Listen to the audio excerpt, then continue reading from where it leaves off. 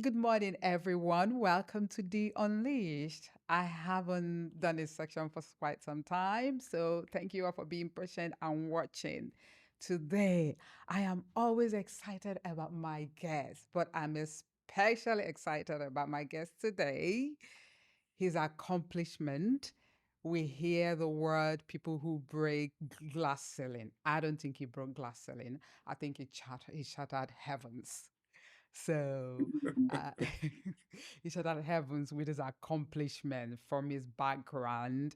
I have today with me Mr. Collins Nweke. Am I pronouncing it correct? Not You're exactly. You don't have to bother with the N. Just go for Nweke. Nweke. Okay, sorry. I should have asked my sister. Sorry. I always go to my sister when I cannot pronounce some things properly. So, yeah, so I have Mr. Collins Nweke here today. Outstanding politician. He started off as Igbo origin, from Nigeria, but he's Belgian. He started off as an educator, a banker, and then moved to Belgium, where he became a politician and a very, very successful one at that. Welcome to the show, and thank you for coming to the Unleash to share your story. How are Thank you. you? Thank you. Thank you so very much, Dee, for having me. It's my honor to be here. I support your project. I've had the opportunity to view a number of broadcasts, and I must say that I feel honored to be invited to your show. Thank you for the invitation. It means a lot to me. Before we dive into today, I hope we can get through the questions we have. Your birthday was yesterday. Yes. Happy happy belated birthday. I don't know how to sing, but I'm going to try and sing something. Wow. I don't know what I can't sing to save my life, but I will sing my little happy birthday to you. Happy birthday to you. Happy birthday to you. And may God bless you. That's all I can do. Happy birthday. Thank you. Thank you so very much. You've done very well. I'm doing my best. So, um, how did you celebrate it first? I hope you had a good fun. It's Well, to be honest wonderful. with you, there hasn't been quite any celebration. Yesterday was a very busy day. Sending out messages, responding to messages, and so on and so forth. I think a birthday thing is planned with family. When I join them. In a couple of weeks on Mhm. summer vacation back in Nigeria. And so there is no celebration yet, but I've had a very quiet one, and that's fine. Well, I am going to start by the from your magazine shoot. There's some quotes from excerpt that I really, really I love what you say from there. And just to dive into that, one of the things that got to me, what you say, I see that you are somebody who really is passionate about not just the ethnic minority doing well, the diasporans and Nigerians. And from what you say, your note to self, from what you say, this is what you say. I'm just going to read it verbatim because it touched me so much. There's a few of them. You say, what you have accumulated, rather, what have you connected? That means a lot to me. I mean, and it means, why did you say that? Why is that so? Because instead of what you have accumulated to what you have connected.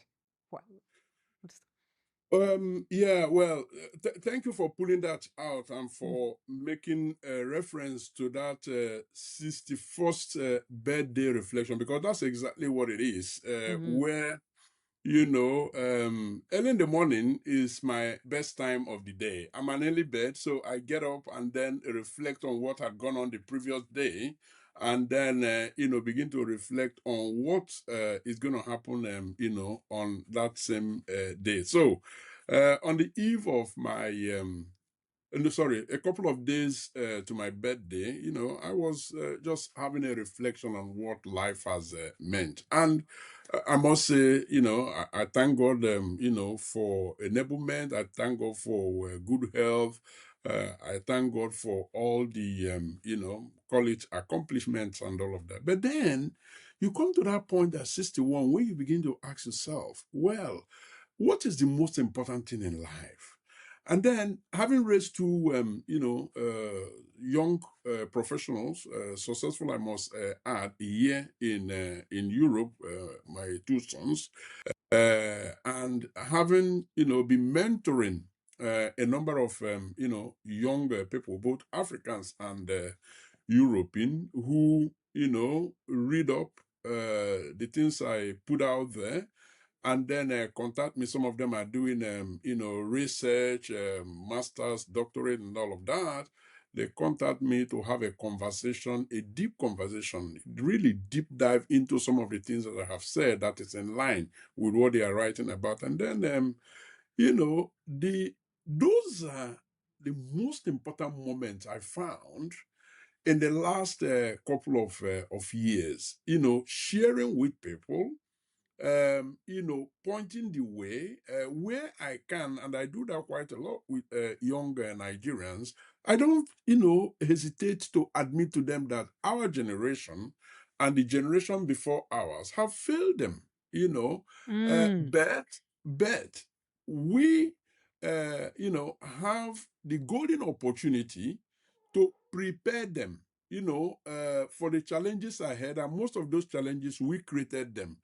And so I began then to think of, look, those accomplishments, awards, degrees and professional certifications and so on and so forth, they don't matter as much as, empowering and building young people, because the work is never over. You do your bit and then you are gone.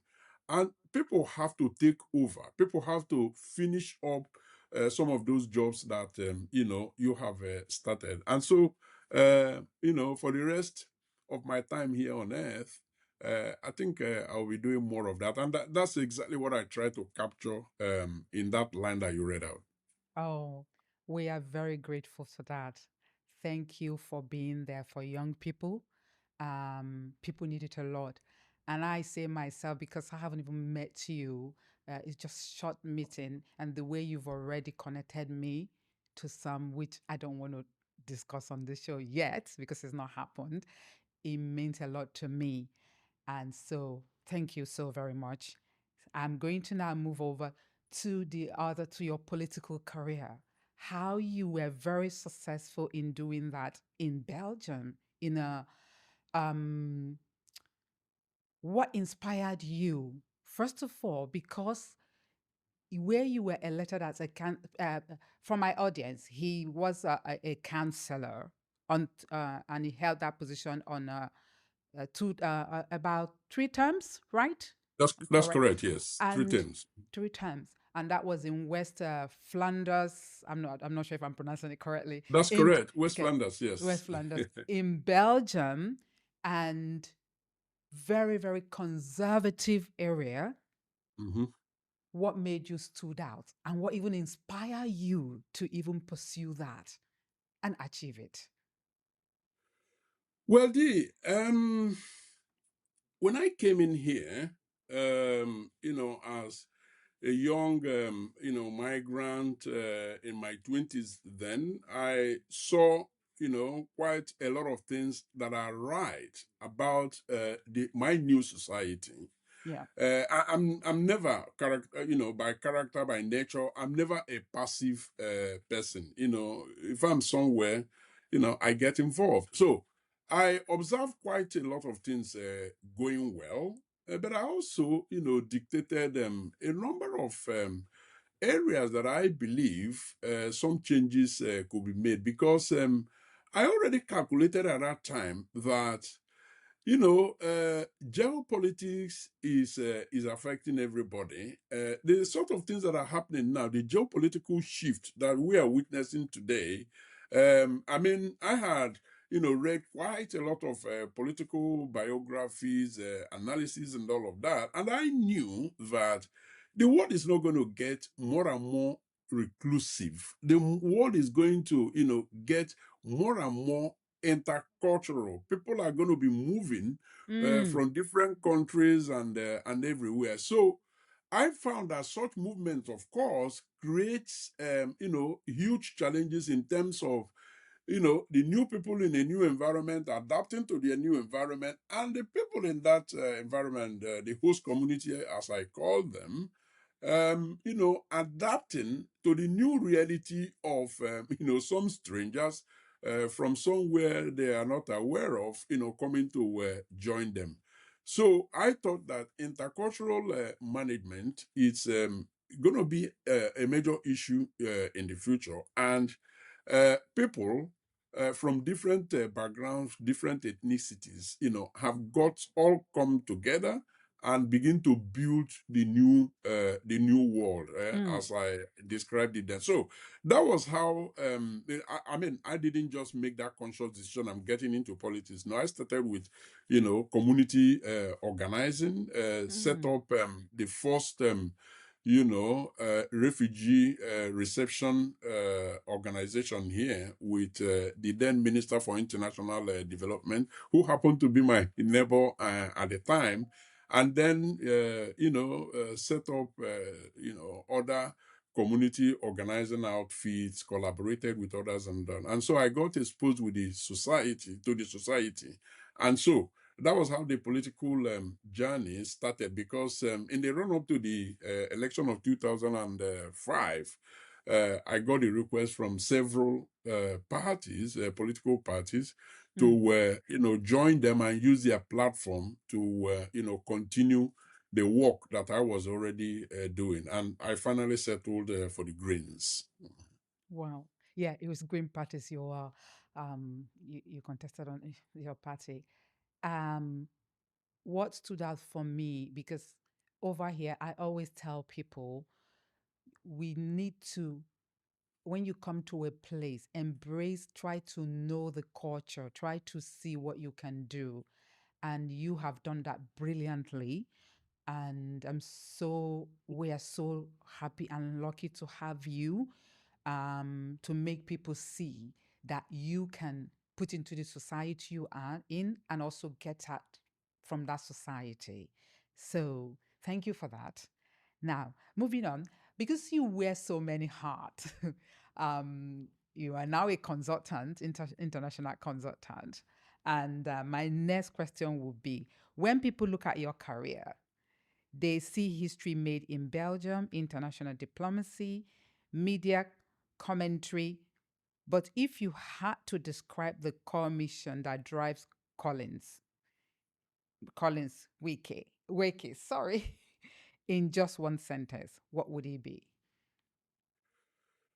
That's a difficult one. Belonging. That's the word I can immediately think of. Not because belonging was handed to me, like I explained earlier, but because it had to be built.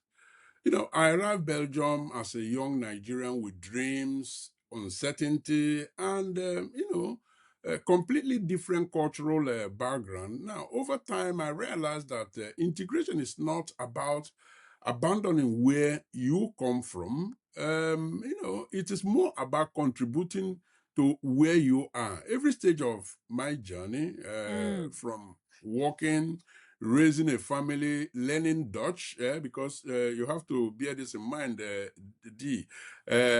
was another, Herculean task. I mean, it's not like some of you in the UK, you migrate from Nigeria, you land in an environment where English is the lingua franca. Here, I mean, Dutch is the official language in the region where I live, and you have to learn it, and then serving the community and eventually being elected to public office, was another brick in building that sense of belonging. So looking back, I don't see a Nigerian who became a Belgian. I see someone who learned that identity can expand rather than shrink. Mm. Today, I feel at home in both places, and that dual perspective has become one of my greatest strengths, I would say. Wow. I just wanted to add, I don't think you knew that. I didn't come to the UK immediately, so I completely understand the language barrier. I studied in Mhm. Russia first. Wow, I look at know that. people always get too surprised when I mention that, but I did. That was years ago. Of course, I had left Nigeria immediately after secondary school, so it was easier.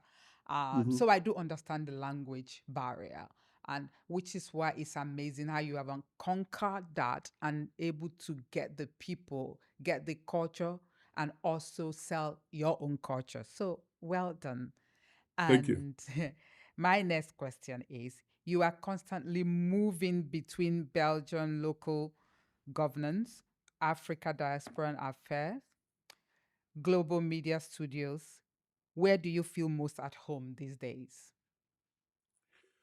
Um, I over time I have started feeling very much at home in any of those two places. Now, I mean, it didn't just happen.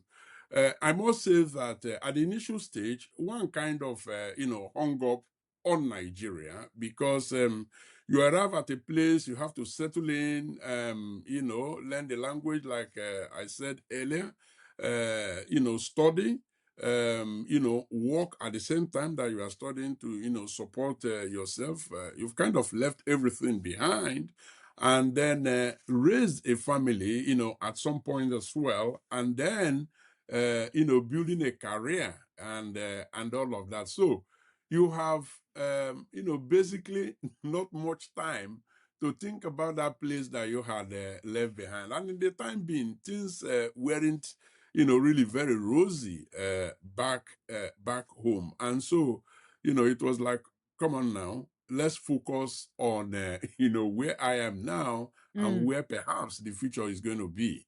Now, at some stage, then you say, wait a minute, yes, that country, Nigeria.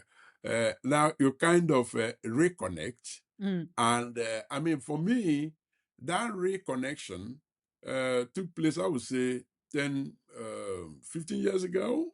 I mean, I've been out here now for about 3 decades. And so the first half of, my being here, this became my only home. But then, after the reconnection and continually, both professionally and personal level, I've been going back quite, frequently. And so, at this stage, I can say that yes, I feel very much at home in Nigeria as I feel here in Europe. that's wonderful to combine that. I have to learn how to do that. Haven't I haven't I haven't learned to do that yet. I'm working on that. So I'm still beat about political career in terms of visual media. So my next question is, visual media often highlights representation, but behind the camera, it takes real grit. What did it look like behind the scenes trying to convince a traditionally conservative Belgian electorate to trust you with their vote? Sorry, I'm just repeating that because that means a lot Yeah. Uh, traditionally. Yes, indeed. I understand you, and that's a very, very important question Mm. because,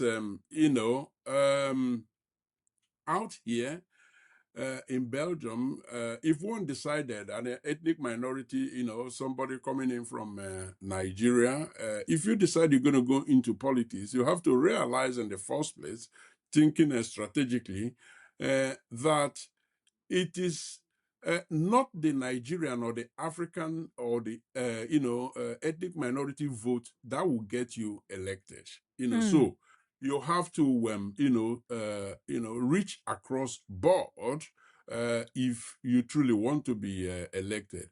So that was the first calculation that I made.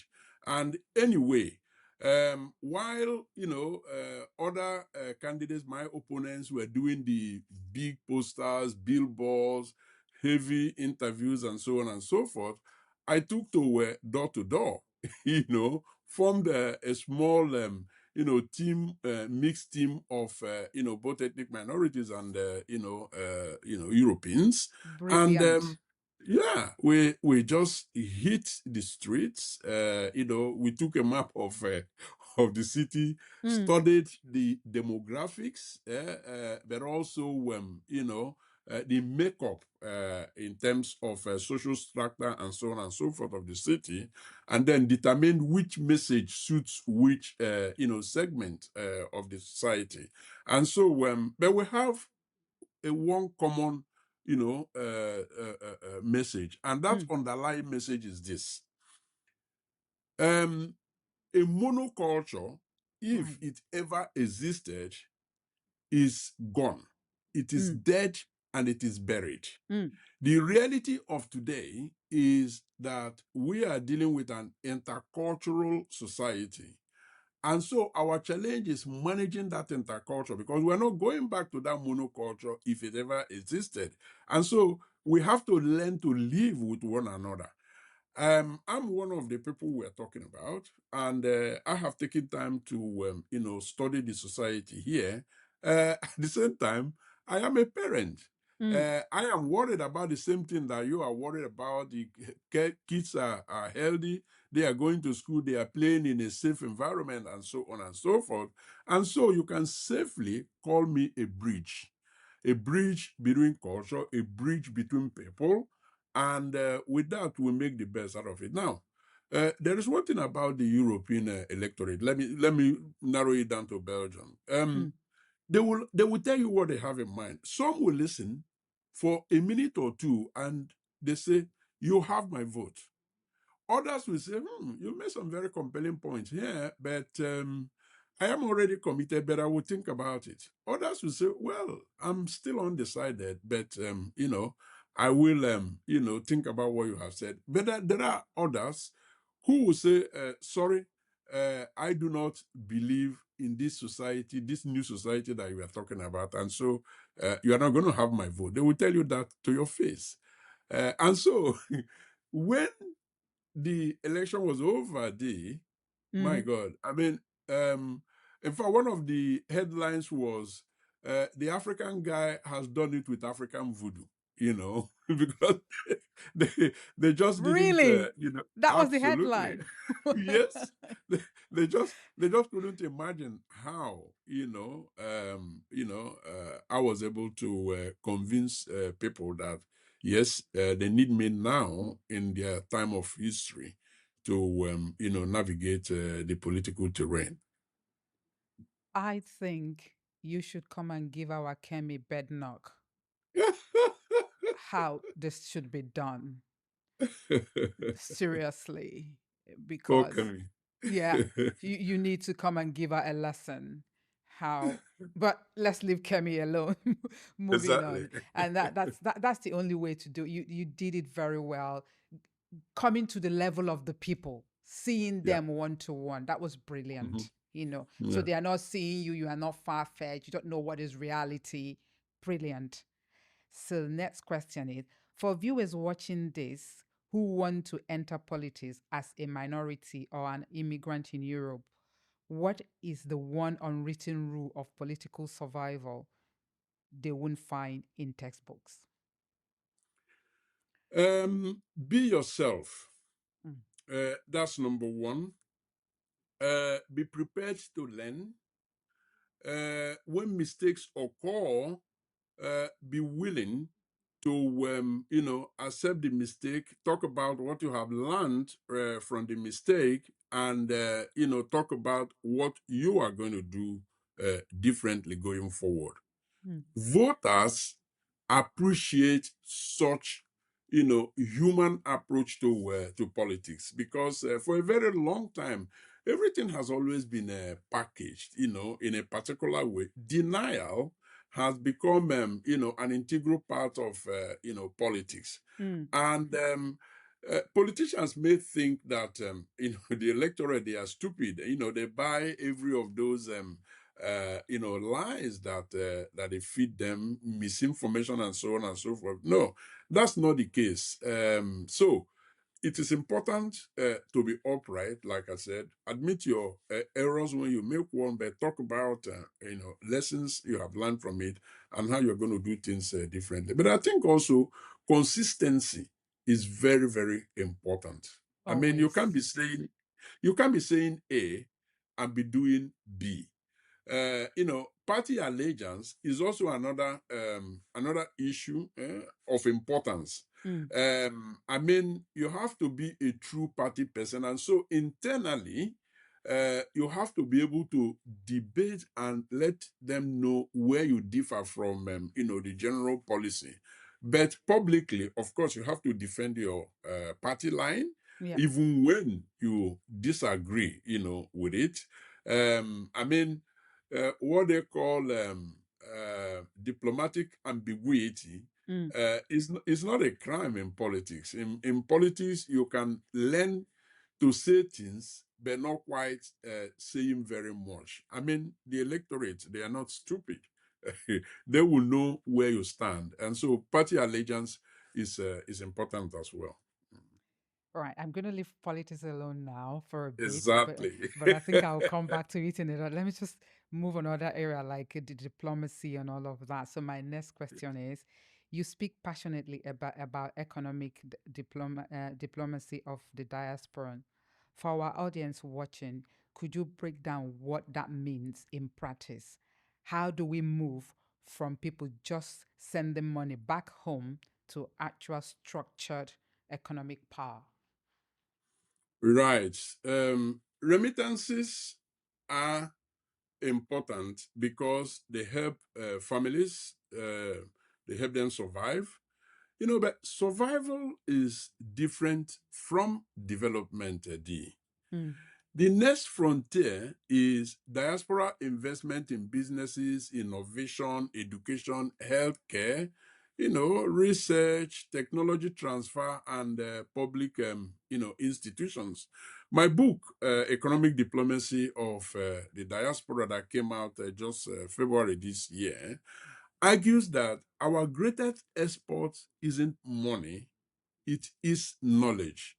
I mean, look at Mm. what you're doing, D. I Mm. mean, you are using your platform, to educate people, to enlighten people, but also entertain them a little bit, Yeah. spreading, your individual knowledge, but also the knowledge of other people, the guests that you carefully select Yeah. to, be on your program. Yes. So credibility, network, and experience, these are the sort of things that the diaspora, bring to the table, quite apart from remittances. So if we organize these assets strategically, diaspora communities become long-term development partners, Mm. rather than emergency cash machines.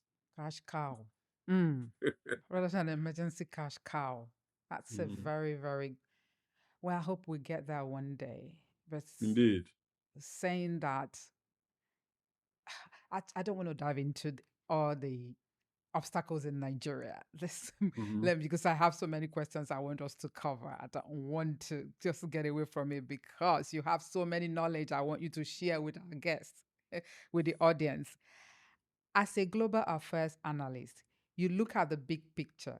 Right now, the geopolitical scales are shifting rapidly between the West, China, and Africa. What is Europe completely missing right now regarding its relationship with the global South? Um, Europe sometimes still approaches Africa through yesterday's assumptions. Africa today has options. China, India, Turkey, the Gulf states and others, compete for influence in Africa. Europe's comparative advantage isn't, simply money. It is democratic institutions, education, technology, sustainability, and long-term partnerships. But partnerships require listening. Yeah. Africa increasingly wants investment rather than aid, respect rather than paternalism, and genuine co-creation rather than someone to come and lecture them. So these are the underlying dynamics behind the analysis that I offer, and that's why my blog collinsnweke.eu is actually about Africa-Europe relation in a new world, in a geopolitically shifting world. And so what I have just explained is the vision behind it. Yeah, you've given the answer. Me personally, I'm a bit wary about the China and India, even though I know they are coming from a different perspective, because all of them don't give you anything for free. I always see it as if, are we leaving one jumping from fry pan to fire? I don't know if I'm wrong in that view. What do you say? What I say is that there is no free lunch anywhere. True. China is open for business. Just the same way, Europe, in fact, the entire Western world are open for business, and that includes the United States of America. So when you hear of AIDS, they are giving AIDS to Nigeria. No, that is a policy instrument behind what is packaged as aid, trying to help. There are other underlying factors that are in their benefits. Now, are you expecting them to start thinking for you? No. Africa has got to start thinking for itself. First and foremost, you Agreed. need to do your own needs analysis. So true. What do we need as a continent to develop, to get to the next level? And then you weave that into your relationship with other countries. I mean, you don't have to say yes to everything that they put before you. It is for you to determine your developmental trajectory and ensure that when proposals are made, either from China, from Turkey, the United States, and everywhere, that it falls within your goal, your developmental trajectory. I believe that I mean, some people listening to me will say, "Oh, this is so naive." Doesn't he understand that Africa is somewhere down in the ladder, that their negotiating strength is low? No, that I'm sorry, because that is a very, very wrong premise. It is a wrong premise for one simple reason. Out here in the West, the economy is saturated. They have what they call a graying population, where the population pyramid is, very, very, heavy at the top. Older people are actually more in number. People are, they are having less children and so. So the workforce of the future is in jeopardy here. Whereas in Africa, it is exactly the other way around, where there are more young people of active, professional age and so on and so forth. And then the scope for development, is actually there in Africa. So that is what Africa brings to the table. And so when people say Africa is the future, yes, that's exactly what they are talking about. And so first, you have to realize, your negotiating strength, the strengths that you bring to the table, and then you use that, to carry out these negotiations. I must say, Awareness is growing. It's growing because more and more the Western leaders, the Western politicians, are realizing that Africa is where the game has changed to, and that they need to listen more rather than lecturing, Africa. But finally, there is also corruption, to deal with, where people, African leaders, don't quite, do what they have to do in the collective interest of the society, whereas they put their own interest first. But then, that is equally being challenged, albeit in a very slow pace. But I believe that these are ongoing conversations, and actions will emanate out of them. We hope so. Just to make it a lighter note, in terms of African leaders, where we are always seem to be coming from a place of we don't have Weakness. a weakness. Yes, that's the word I was looking for. You've nailed it. You've explained it properly. It's just the bit of selfishness and corruption. Mhm. People like you are thinking about what you will leave for the next generation. You are not thinking about me, me, me. You are, it's a fundamental issue until people in power begin to think that way from the bottom to the top. We're probably still going to be in a weaker position when we are not at all. But having said that, I've seen what is happening in, like I said, on a lighter note, I've seen what the governor of Abia State is doing. So maybe there's some good something coming up. We just need one or two of them like that who Mhm. have intention to do something good. Maybe we'll begin to get somewhere. But let me move on to my next question. Like I say, I want my guests to hear from you. So, um, what's that? So, I say, I think we've done that. Yes. So we're moving on now to your. I'm going to just ask you. You wear. I think I've asked you that so many hearts, but I'm going to repeat it again because I don't think I put it properly the first time.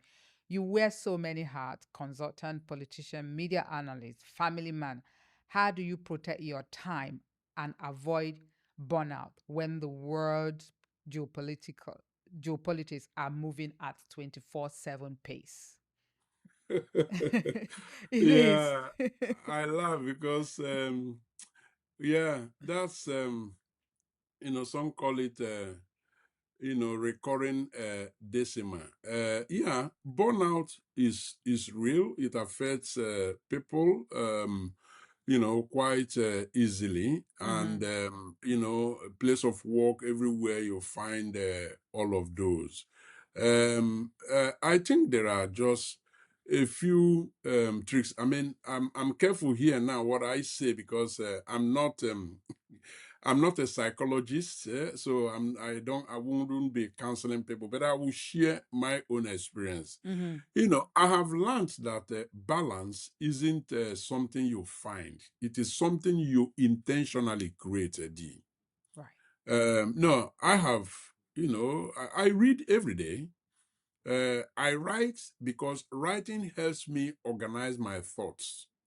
Family keeps me grounded, and I deliberately make time to disconnect from the constant flow of breaking news.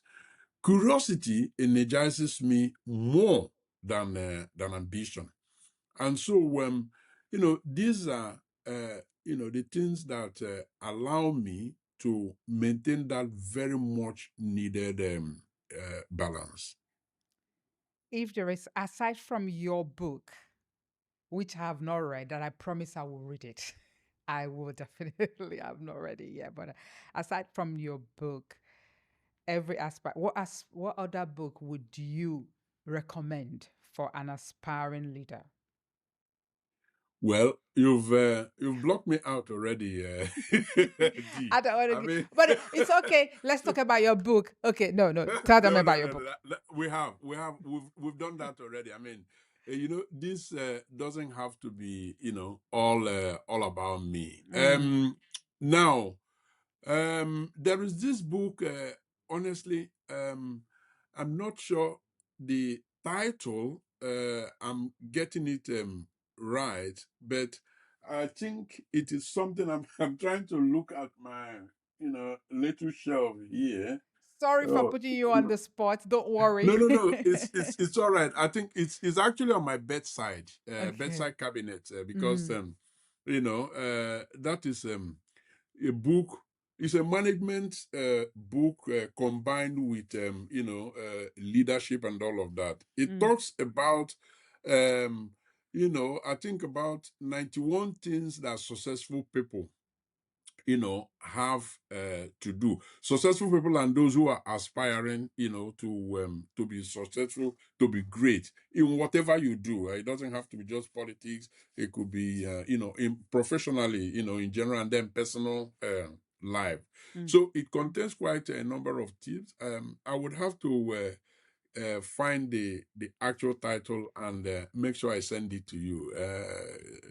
But I missed it now. I No lost it. problem. What is the biggest misconception people have about Belgium from your experience having lived there all this year? You're a Belgian, so Yes, I am. I'm proudly so. yeah. I can tell you are proudly y- so. It's so good. yeah, Yeah. yeah, yeah, indeed. Well, little brave Belgium, we call ourselves. Barack Obama did, pose a question once, when he visited Belgium. He said, "Who wouldn't love a country that produces chocolate and beer?" So yeah, True. yeah. But the point is this. I mean, away from the culinary culture, here we have a country with not a single, mineral resources. Their strength is their people, and that is why human capital is very, very essential here. Technology is driving the economy so very well. Research and development is there, and so the work hard educational system is fantastic. Now the people themselves, in the long run, and I'm deliberate, I'm intentional in my use of word. In the long run, you will find the average Belgian Flemish people, that's the region where I live, to be Mm, very warm people, but you have to work hard for it. I mean, they are not naturally spontaneous. You meet somebody in the bus stop, you say hello, they embrace you, and you start a conversation. No, they are on the quiet side. They observe, and mm, then once you have proven yourself, I mean, it's like banging and banging and banging on a fortress, and then eventually they open the door for you, and you discover a whole warmth within that fortress, and they don't let you go anymore. I think the issue that some of us new Belgians have, those of us migrating from elsewhere, is you make the first attempt, it doesn't work, make the second one, you just give up. What I tell people is keep banging on that door, because once they accept you and embrace you, you find the kind of warmth that you didn't imagine, and ultimately it will be for everybody's at everybody's benefit. thank you for sharing that. And then finally, before I have my one last thought, there's another something I want to bring up after this question. Yes. What is the legacy you want to leave behind when people look back at your body of work? Yeah. Yeah, I've had time to have a deep thought about that. And there is this word that keeps recurring. For me, that word is bridge. Mm, Bridge. in terms of, I think you you know, mentioned that. Sorry, not cutting you off. I had another yes, one. You did mention that in your note to self, and yes, I had that. Hang on, because I love that too. You say bridges do not ask travelers where they come from before allowing them to cross. yes, They simply connect. I love yes. that as well. So Thank you. so go Thank ahead. you. Yeah. And so, yeah, for me, that is important. The bridge between people, because, most of the conflicts that you have, between individuals is lack of understanding. Okay. Mm, So, um, actually being in a place to organize things that bring people together to interact, and through interactions, they understand each other or one another better. For me, it's important. And that is, excuse me, that's fine. that is part of the bridge that I'm talking about, but also being a bridge between continents, because no continent, no country can afford to be an island. Mm-hmm. So you have to, work in a way that actually identifies what one country or one continent means to the other, and vice versa, and facilitate the process that gets them to interact. That is also so. Ultimately, you also have generational gaps everywhere. Everywhere you turn, it is important that that gap is bridged as well. Is bridged because generations have to interact. As some of us get older, we possess certain wisdom, certain lived experience that we need to pass on to the next generation. But we also have something to learn from the younger generation, because it is their world. They are the ones changing and adapting the world, and you need to understand that new world that you happen to be living in, because you have the gift of life. Let me say the gift of longevity. Mm. So rather than people being there in silos, I think it is important to create interface, bridging that gap between generations. And so for me, the word bridge is all encompassing, and I think ultimately I would like to be seen as someone who, was part of building an enduring bridge that brings people, that brings continents, and that bring the world together. That would be fantastic. And I'm sure you're doing a good job that, especially in a complex country like Nigeria with all our tribalism, um, that bridge does need, it needs to be bridged, it needs to be set. And we thank you for doing that. But there is one other story I read about you, and I thought this person must love people, must want everyone to do well. When you were a counselor, I think there is what I read. If correct me if I'm wrong, Mm-hmm. whether it's a policy or something where once you're a counselor, your child or offspring can automatically you get what I'm saying? Yeah, so you understand what I mean. I do. You didn't like that. You said no, it should be done on merit, and you wanted that to be changed. I applaud you for that. And did you manage to change that? Because there's so many nepotism everywhere. Yes, I did manage to change it, and proudly so. And thank you for raising it. Now, the matter was this, because it's good that people know that corruption, political corruption, nepotism, and all of that, that it happens only in Africa. No, that's not Mhm, the case. mhm, I was elected into a council where one of the first files that was shoved to my face to sign off on was a recruitment of student workers, vacation jobbers, we call them. Now I found that the jobs, the openings in the first place are not even advertised. So the practice was they start with children of councillors. If you don't have children of school age anymore, you can get a nephew, a niece, or whoever, So your it voters. remains in the family. It remains in So the it remains family. in the family, okay? Mm. And then once they've exhausted the councillors, they now go to the top civil servants who will then field in the remaining, candidates.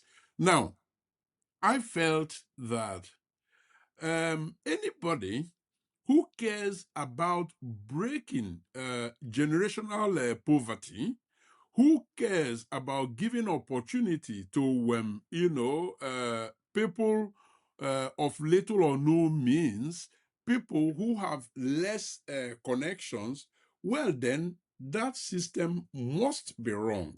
I mean, because my children are my children, they now have privilege over their peers, who may be even more brilliant than them. And so I felt that, okay, this has gone on for, decades.